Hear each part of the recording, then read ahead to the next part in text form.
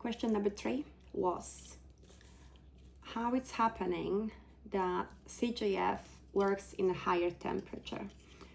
I'm certain you know that the products and the chlorella products in particular, and barley product and the products of green waste products are best to be used in a room temperature or in a cold meals or drinks, but CGF is okay to be used in a higher temperature. How is that happening?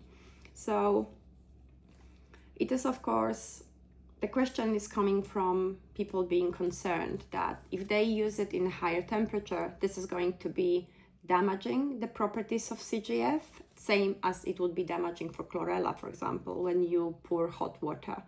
The chlorella and barley are the best in a temperature around 30 degrees, and when the hot water is added, that's going to be damaging the biological properties and all of the goodies in the powders. So we need to keep them in a room temperature below 30, below 30 degrees.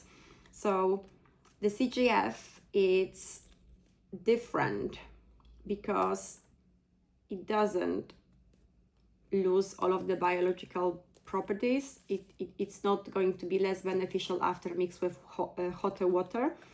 But this situation is a little bit more complicated because in case we have enzymes, like living enzymes, this will be destroyed with the hot water.